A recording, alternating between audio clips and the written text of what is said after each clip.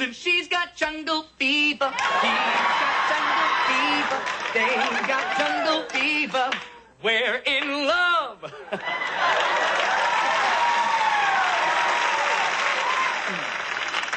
So what do you think? Thank you. Now, will you identify the man who beat you? Most certainly will. What's up, Right history on. buffs? Welcome back to the Trap History channel, where we fearlessly dive into the untold stories that challenge our understanding of the past. Today, we're embarking on a thought-provoking journey, exploring the complex relationship between white women and the well-being of the black man throughout U.S. history. Be warned, because we're about to uncover some uncomfortable truths. Now, when we think of crack, I mean white women, we often envision the nurturing and caring figures portrayed in literature and media. However, history reveals a different side of the story, a side rife with tensions, power dynamics, and instances where the well-being of black men has been at stake. From racial hoaxing to false accusations, the narrative of white women as a threat to the black man is not a recent phenomenon. It stretches back through the annals of time, leaving a lasting impact on the lives of individuals and communities. One of the pioneers in exposing the injustices faced by black men at the hands of white women was the remarkable Ida B. Wells. Through her investigative journalism, Wells fearlessly challenged the prevailing narratives and shed light on the darker realities that many were unwilling to confront. Throughout history, we've witnessed instances where false accusations, racial biases, and power imbalances have had dire consequences for the black community. From the unjust trials reminiscent of To Kill a Mockingbird to the infamous Karen memes that have captured the attention of the internet, these incidents reflect the complex dynamics at play. So, let's dig deeper, challenge our assumptions, and explore the uncomfortable truths that history often overlooks. Join me on this enlightening journey as we unravel the complex history of white women as a potential threat to the well-being of the black man. Stay tuned for mind-blowing revelations, shocking stories, and a fresh perspective you won't find anywhere else. This is Trap History Channel, where the truth meets the trap. Let's dive in. According to historical accounts, in 1817 Maryland, a white woman named Nancy Randall falsely accused a black man named Jacob for raping her. The accusation led to Jacob's arrest and subsequent trial. Despite there being no evidence supporting the accusation, Jacob was found guilty based solely on the word of Nancy Randolph. He was sentenced to death by hanging. After the Civil War, the notion of racial hierarchy became essential to uphold white supremacy. Black men gaining suffrage and political power posed a threat to the established social and economic order, resulting in the demonization of black masculinity. The political and economic agency of black men was deliberately conflated with sexual agency, branding them as aggressive and transgressive. White women were portrayed as needing protection from this perceived threat, further solidifying racial divisions and reinforcing stereotypes. The Wilmington insurrection of 1898 was a violent overthrow of the democratically elected biracial government in Wilmington, North Carolina. The insurrection was fueled by racial tensions and white supremacists' efforts to maintain white political and social dominance in the city. The role of white women in this event was significant in propagating and amplifying racial hatred and fear. Prominent women suffragist Rebecca Latimer Felton, in her speech at the Georgia Agricultural Society, championed the belief that African American men were a threat to white women's safety and called for vigilante justice in the form of lynching. Her words resonated with white supremacists across the country, including those involved in the Wilmington insurrection. Alexander Manley, a black journalist, wrote an editorial in response, refuting the claims of white women's vulnerability and asserting that consensual relationships existed between white women and black men. This editorial challenged the prevailing narrative and threatened the white supremacists' agenda. However, white supremacists, with the support of newspapers across the South, distorted and sensationalized Manley's words, using them as a catalyst for their cause. They exploited the fear of interracial relationships and stoked the imagery of black men as sexual predators, posing a threat to white women. The incendiary rhetoric of white supremacists, including speeches by Charles Waddell, painted black men as black beasts lusting after white women. This further fueled the racial hatred and provided justification for the violent overthrow of the biracial government in Wilmington. The targeting of Alexander Manley and his newspaper, the Daily Record, played a significant role in the events that followed. White advertisers withdrew their support, and Manley was evicted from his premises. The economic and social pressure exerted on Manley demonstrated the lengths to which white supremacists were willing to go to silence dissenting voices and maintain their grip on power. The case of the Wilmington insurrection illustrates the power of propaganda, racial fearmongering, and the active role played by white women in perpetuating racial hatred and violence against black communities. It sheds light on the tactics employed by white supremacists to maintain white supremacy and oppress marginalized communities during this era. The Atlanta race riots of 1906 were a series of violent racial clashes that occurred in Atlanta, Georgia. The tensions began after several incidents involving alleged assaults on white women by black men. The most prominent incident was the alleged assault of a white woman named Mae Murray by a black man named Sam Hose. The sensationalized media coverage and rumors of the incident sparked outrage and further fueled racial tensions in the city. The riots erupted on September 22, 1906, and lasted for several days. White mobs formed and targeted black residents, attacking them in the streets, looting and burning their homes and businesses. The violence resulted in numerous deaths and injuries on both sides. The local authorities and law enforcement were unable or unwilling to effectively intervene and restore order. Instead of stopping the crazed white mob, they busted a meeting of 250 black people who had mobilized in order to defend themselves and the black community at large. The Atlanta riots of 1906 highlighted the deeply entrenched racial animosity and discrimination present in the city and reflected a broader pattern of racial violence and social unrest across the United States during that time. The riots had a profound impact on the city's black community, leading to increased segregation and further marginalization of African Americans in Atlanta. The New York Times reported that when Mayor James G. Woodward, a Democrat, was asked as to the measures taken to prevent a race riot, that lying devil replied, "The best way to prevent a race riot depends entirely upon the cause. If your inquiry has anything to do with the present situation in Atlanta, then I would say the only remedy is to remove the cause. As long as the black brutes assault our white women, just so long will they be unceremoniously dealt with." The Springfield race riots of 1908 occurred in Springfield, Illinois, and were among the most violent racial clashes in the early 20th century. The riots were triggered by a false accusation made by a white woman named Mabel Hallam, who claimed she had been assaulted by a black man. The accusation ignited racial tensions and led to a wave of violence against the black community.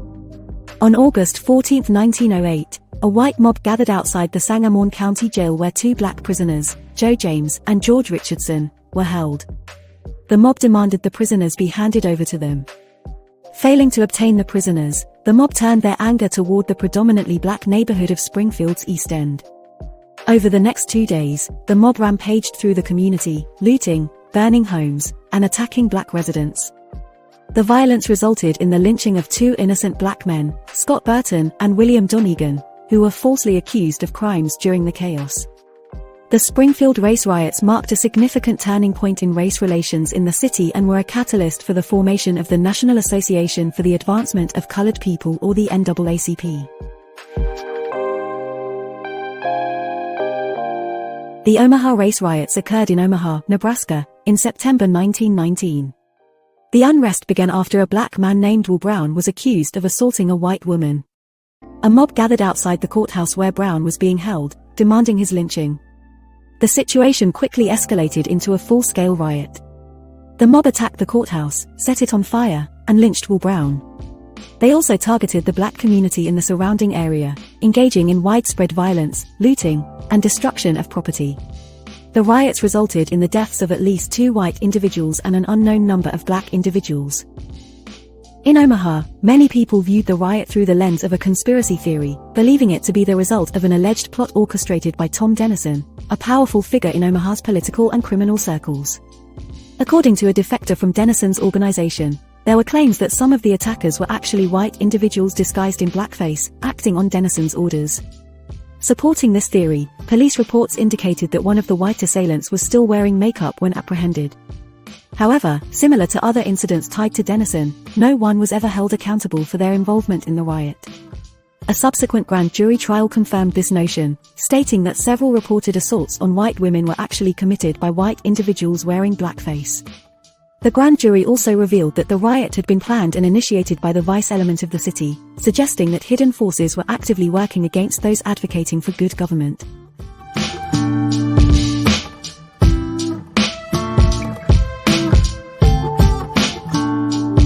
The Duluth lynching, which occurred in 1920 in Duluth, Minnesota, is a tragic event that exemplifies the historical mistreatment and harm inflicted upon black men by white women. On June 15, 1920, a circus had come to town, and several black circus workers were falsely accused of raping a white teenage girl. The accusation sparked a frenzy of racial tension and outrage within the community. A mob of thousands gathered outside the jail where the accused men were being held, demanding vigilante justice.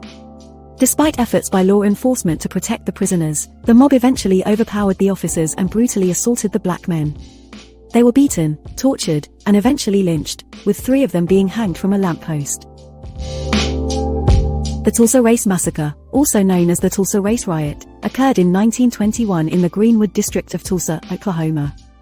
It is a tragic event that exemplifies the destructive power of white women's accusations and the impact they had on the well-being of black men during that time. The conflict was sparked by an incident on May 30, 1921, when a young black man named Dick Rowland was accused of assaulting a white elevator operator named Sarah Page. The exact details of the incident remain unclear, but it is believed to have been a false or exaggerated accusation.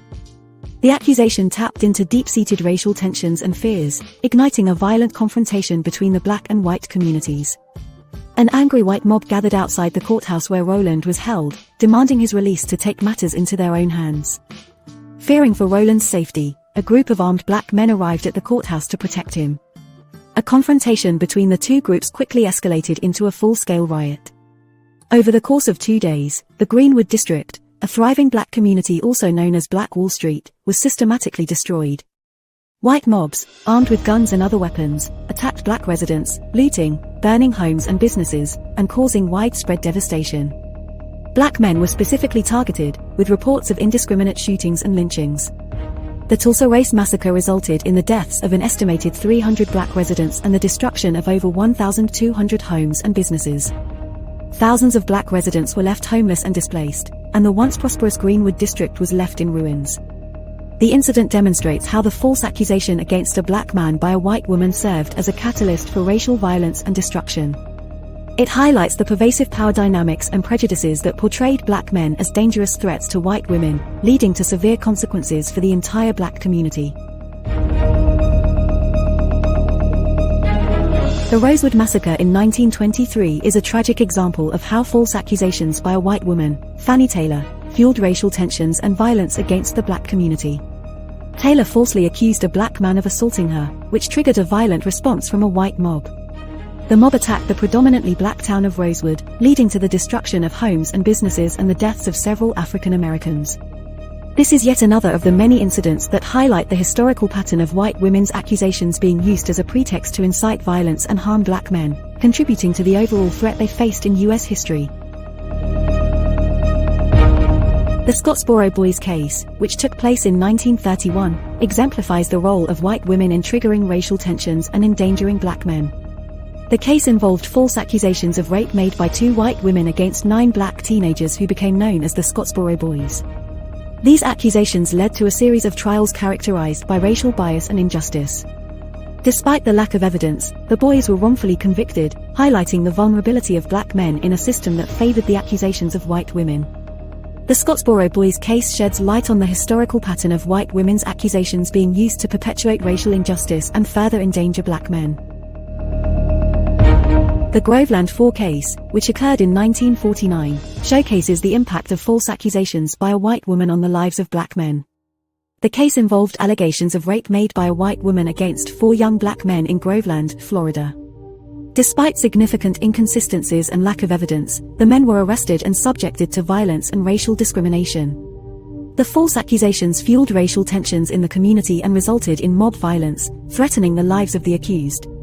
The Groveland 4 case, yet another example of the damaging consequences of white women's accusations, perpetuating systemic racism and endangering the lives of black men. This is crazy. Dr. Umar is rubbing his hands like Birdman right now.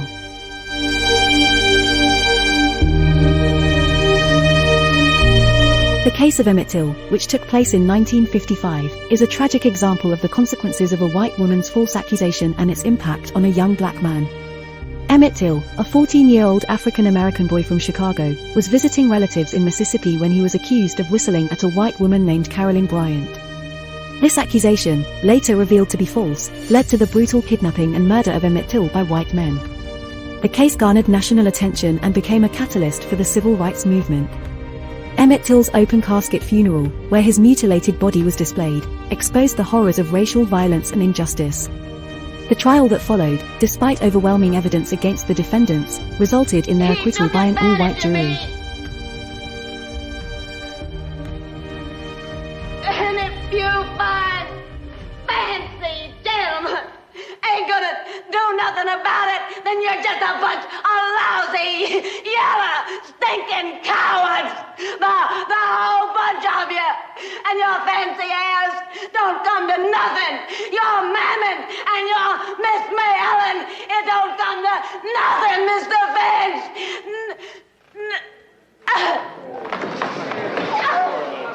Sit down there.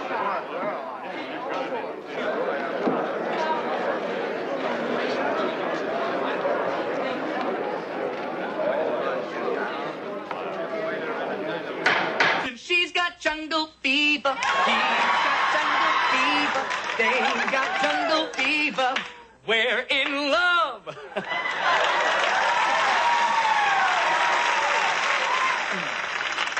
So what do you think?